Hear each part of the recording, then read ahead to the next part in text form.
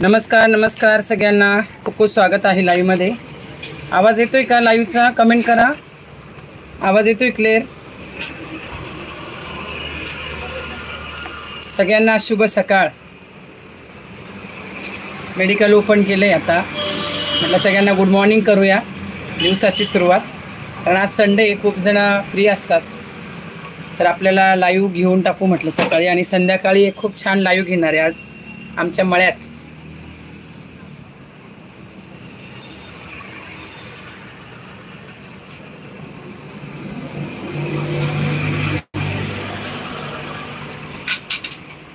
So सकाळी सकाळी medical आमचं 9:30ला उघडले। सगळ्यांना नमस्कार, स्वागत आहे लाईव्हमध्ये आलेल्यांचं।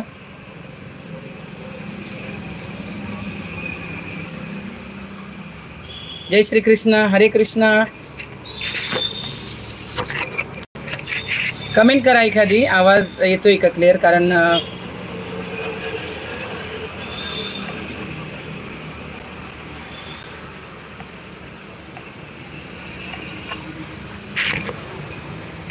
हॅलो, हाय, नमस्कार।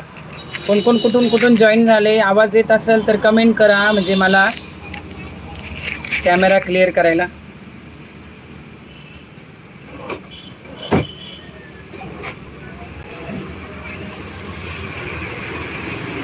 दिसतंय का व्यवस्थित? हां, सचिन, एक मिनटं, हां मी वाचून बघ, चष्मा लागलाय ना। सगळ्यांचं खूप खूप स्वागत लाईव्हमध्ये आलेल्यांचं। जय श्री कृष्ण। पावसाळा सुरू झालाय, पण पाऊस काही नाही आमच्याकडे, कोरडं वातावरण आहे। साक्षी ढोकणे, हाय, हॅलो, हाय साक्षी, कुठून बोलते?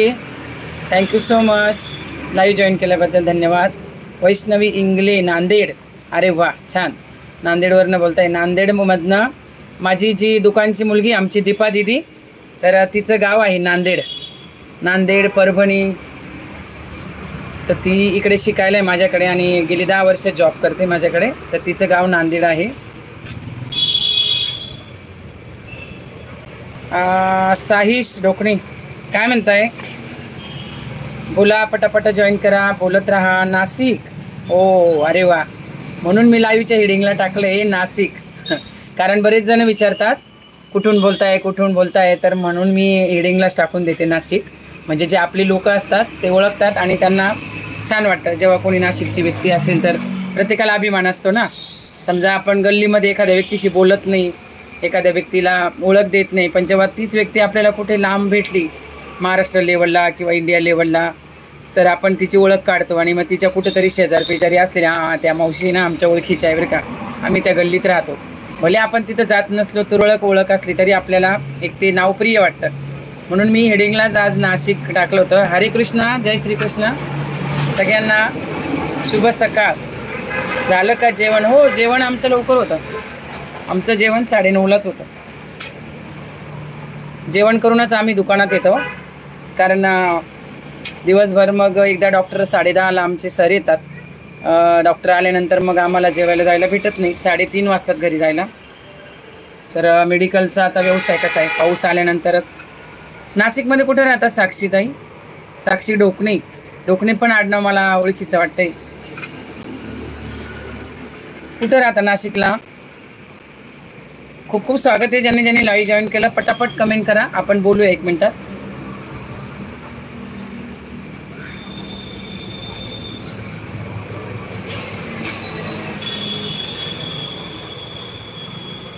कसं असतं, दुकान म्हटलं की आलं की साफसफाई सगळं असतं, कारण मुलगी सुट्टीवर आहे, तर सगळंच करावं लागतं, म्हणून निवांत वेळ होता, कारण नंतर डॉक्टर येतात तर मग बोलायला नाही होत मला। तर आम्ही काल खूप छान विषय काल सत्संगमध्ये मांडला होता, तर म्हटलं चला आपण सकाळी सकाळी छान त्याची पुनरावृत्ती करू, की आपण दुसऱ्याला जे देतो तेच आपल्यापर्यंत परत येतं। त्याच्यामुळे आपण नेहमी दुसऱ्याला भरभरून चांगलं द्यावं, चांगलं दिले की चांगलंच मिळतं, बरोबर ना? तर काल सत्संगमध्ये आम्हाला प्रभूजींनी, सुदामा प्रभूजींनी खूप सुंदर असं 2 दृष्टांत सांगितले, तर खूप सुंदर होते आणि अगदी मनाला पटणारे होते, की खरंच आपण जर दुसऱ्याला चांगलं दिलं तर आपल्याला ते परत आपल्यापर्यंत पोचतं।